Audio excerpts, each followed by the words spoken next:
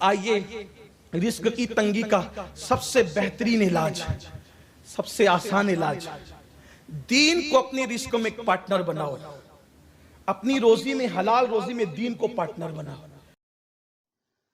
میرے عزیزو، آج ہم سید ابن القادری کے ذریعے ایک ایسا بیان آپ کے سامنے لے کر آئے ہیں کہ جس میں حضرت نے فرمایا کہ وہ لوگ جن کا کاروبار تو ہے، دکان وغیرہ تو ہے، لیکن ان کے کاروبار میں برکت نہیں ہوتی۔ ایک برکت ہونے کا طریقہ سید ابن القادری نے بتایا ہے، کس طریقے سے برکت آپ اپنے کاروبار میں کر سکتے ہو، ہے نا؟ تو وہ لوگ جو تنگی رزق میں پریشان ہیں تو وہ اس بیان کو ضرور سنیں۔ ایک کہتا ہے کہ محنت تیری اور نگرانی میری، پارٹنر دو ہوتے ہیں۔ ایک کہتا ہے محنت تیری، نگرانی میری۔ دین کو پارٹنر بنا لوگے، محنت آپ کرو گے، نگرانی رسول اللہ کی طرف سے ہوگی، اللہ کی طرف سے ہوگی۔ اور جس کا نگہبان اللہ رسول ہو جائے پھر وہاں نقصان کا تصور کیسا۔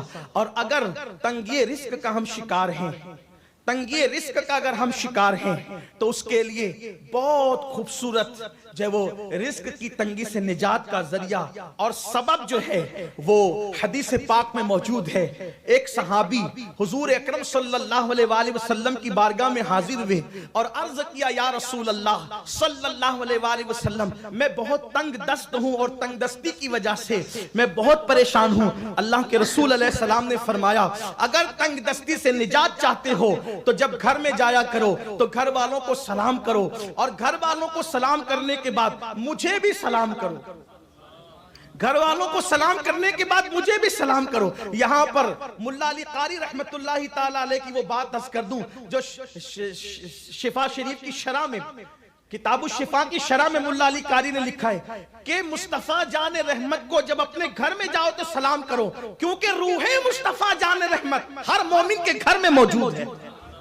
آپ غور فرمائیں، جن کی گھروں کے اندر مصطفیٰ جان رحمت کی روح موجود ہو، ان کا دل کیسے گوارا کرتا ہے کہ جب وہ ٹی وی کے اسکرین پر وہ زنا کے مناظر دیکھیں، ان کی ہمت کیسے ہوتی ہے کہ وہ ٹی وی کے اسکرین پر کفریہ کلمات سنے۔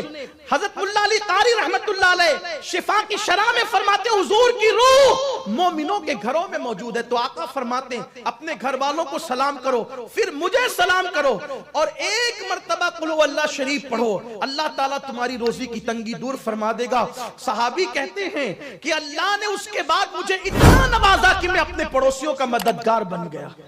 تو اس لیے روزی سے تنگی سے نجات کا ذریعہ یہ بھی ہے کہ انسان جو ہے وہ گھر میں داخل ہوتے وقت سلام کرے، درود شریف پڑھے، اور ایک مرتبہ قل اللہ شریف پڑھے، ہو سکے تو 3 مرتبہ پڑھ لیں، اس لیے کہ کوئی 3 بار قل اللہ شریف پڑھنے کی برکت سے قرآن مقدس ختم کرنے کا ثواب ملتا ہے۔ اور پھر اس کے بعد کبھی کبھی بے چینی اور بے قراری گھر میں ناچاکیوں کی بنیاد پر بھی ہوتی ہے۔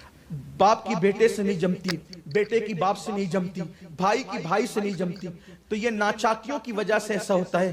سیدی اعلیٰ حضرت امام احمد رضا خان محدث بریلوی فتاوی رضویہ شریف میں ناچاکیوں کا علاج لکھتے ہوئے بہت پیارا وظیفہ لکھتے ہیں۔ فرماتے ہیں جو شخص جمعہ کے دن 1000 مرتبہ یا ودود و نمک پہ پڑھ کے دم کر لے، اول آخر 10 مرتبہ درود شریف پڑھے، اور ہفتے بھر وہ نمک گھر کے کھانے میں استعمال کرے، تو اللہ گھر والوں کے درمیان محبت پیدا فرما دے گا اور ناچاکیوں کو ختم فرما دے گا۔